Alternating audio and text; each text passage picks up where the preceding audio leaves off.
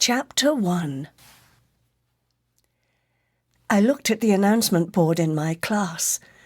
Mulan, live, was written across a large poster with dates for auditions. Each year my school had a musical that the students could audition for, and this year they had my favourite movie, Mulan. I smiled and scribbled the dates down in my dark blue scheduler. Trying to be Mulan now? You don't even look like you could speak, let alone sing in front of everyone, Nia. Tessa flipped some of her hair behind her shoulder and laughed.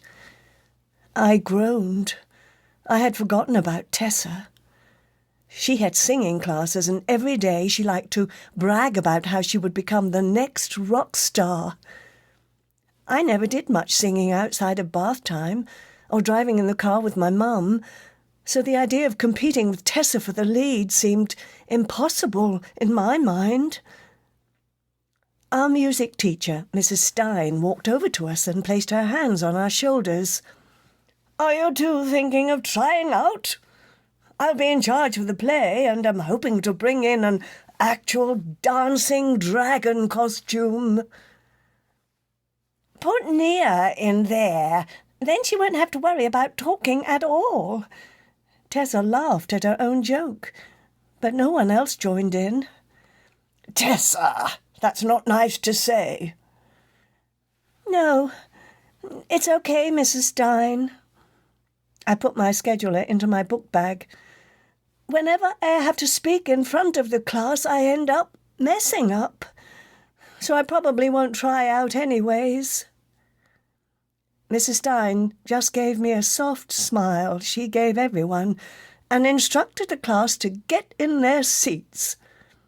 We spent the rest of the day learning about different instruments in the world, but I was thinking about trying out as Mulan. I imagined myself carrying a sword and fighting off enemies while singing all the amazing songs I remembered in the movie. Chapter 2. My mum picked me up from school that day. Like always, it was our special day together at the mall to go shopping for different clothes and fun hats.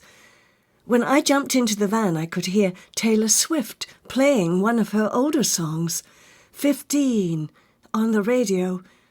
My mum was humming to it and tapping her fingers on the steering wheel. I laughed a little as her taps didn't match the song's beat at all. She never cared what people thought, and as she always told me, she liked to live to her own drum beat. I wondered then if Taylor Swift had the same thoughts when she had gone onto stage and sang in front of everyone. She had started as a country singer, as my mum told me, but one day she started singing pop music, and everyone loved her more. She had a great singing voice, and I loved hearing her music about love. I wanted to fall in love one day when I got older, just like my mum and dad. But for now, school was more important. At least that's what my parents told me. Once we got to the mall, I darted toward Macy's at the end of the hall. I stopped when I heard another one of Taylor Swift's songs being played in a small music store.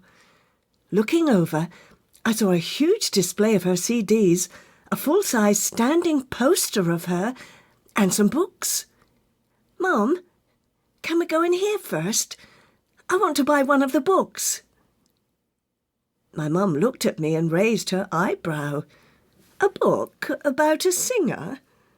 Wouldn't you prefer a book about puppies or princesses?"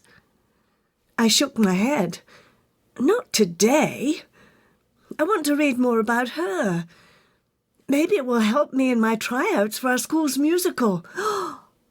I covered my mouth. I hadn't told my mum about the musical and didn't want to tell her yet.